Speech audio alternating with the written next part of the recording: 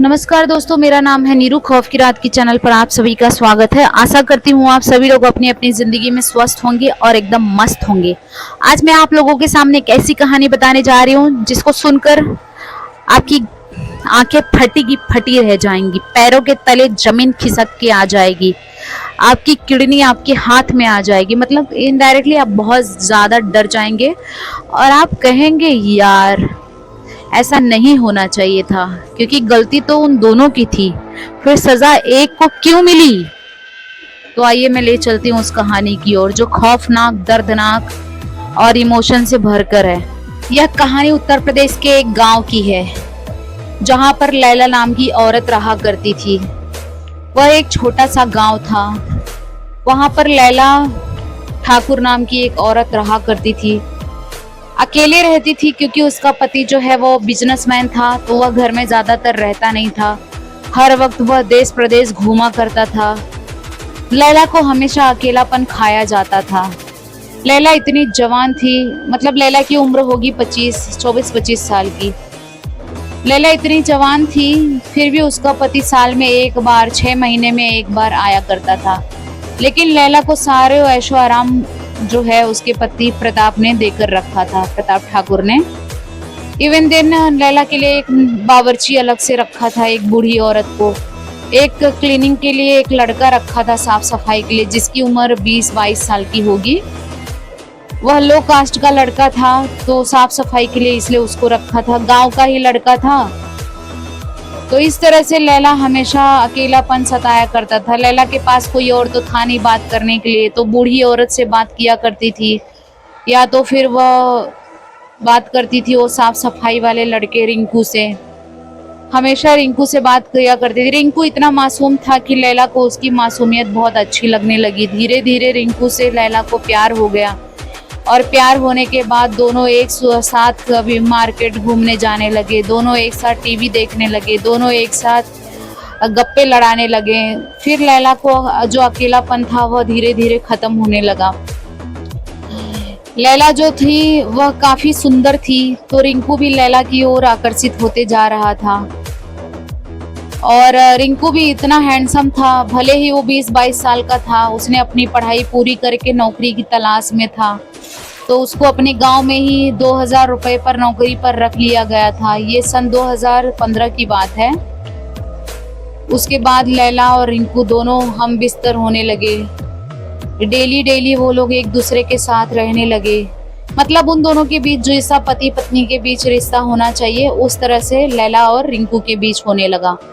अब लैला अपने पति से ज्यादा रिंकू की परवाह करने लगी। अब उनका पति प्रताप 6 महीने में जब भी आता था, 1-2 हफ्ते रहता था। लैला का बिल्कुल ध्यान नहीं रहता था प्रताप के ऊपर। लैला सोचती थी कब प्रताप यहाँ से जाए और कब मैं रिंकू के साथ अपना हसीन पल बिताऊं, हसीन सपने देखूं। एक लैला का ये बिहेवियर जो था वह प्रताप को अच्छा नहीं लग रहा था। प्रताप सोचा हमेशा तो मैं आता था तो ये मेरे से चिपक कर रहती थी, हमेशा मेरे से इतना प्यार भरी बातें करती थी, अच्छे अच्छे मुझे किस्से कहानियां सुनाती थी, अच्छे अच्छे मेरे साथ खाना बनाकर खिलाती थी। अचानक से इसे हो क्या गया है।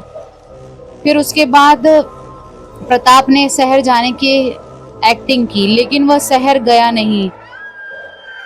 फिर उसके बाद जैसे ही वो 2 घंटे बाद आता है तो वह क्या देखता है। वह सीन देखकर तो प्रताप के पैरों तले जमीन खिसक गई। प्रताप ने क्या देख लिया आखिर ऐसा। प्रताप ने देखा उसकी पत्नी लैला जो थी, एक नाइटी पहने हुए थी, एकदम जो पूरा ट्रांसपेरेंट था, सब कुछ दिख रहा था उसमें, और उसके साथ रिंकू के साथ सोई हुई थी। रिंकू बिना कपड़ों के उसके साथ उसके ऊपर लेटा हुआ था।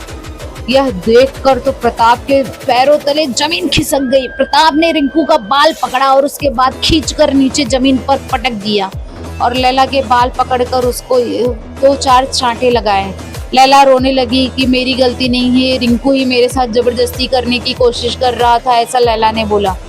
इतना सुनते ही प्रताप ने अपने हाथ में एक कोयता उठाया और उठाकर रिंकू का गला काट दिया, और उसके बाद उसकी डेड बॉडी को अपने ही पास के खेत में गाड़ दिया। अब ये होने के बाद रिंकू के माता पिता पूरे गांव में ढूंढने लगे, पुलिस, चोर, कचहरी सब जगह पहुंचे, रिंकू का कहीं आता पता नहीं चला। उसके बाद महीने गुजर गए, साल गुजर गए। 2 साल बाद रिंकू के माता पिता को एक खेत में कंकाल मिला, तो उन्होंने पुलिस से जांच पड़ताल करवाया, तो उसके बाद पता चला वह जो कंकाल था रिंकू का ही था। वो लोग सिसक सिसक कर दोनों बूढ़े माँ बाप इतने रोने लगे कि इकलौते लड़के को, हमारे लिए लड़के को किसने मार दिया, क्या कर दिया।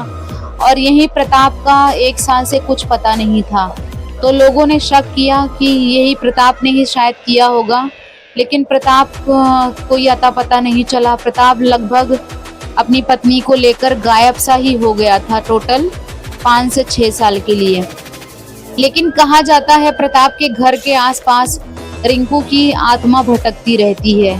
बहुत सारे गांव वालों ने देखा कि वहां पर किसी लड़के का साया घूमता रहता है, लेकिन वह पता नहीं लगा पाया एग्जैक्टली क्या कौन है वह।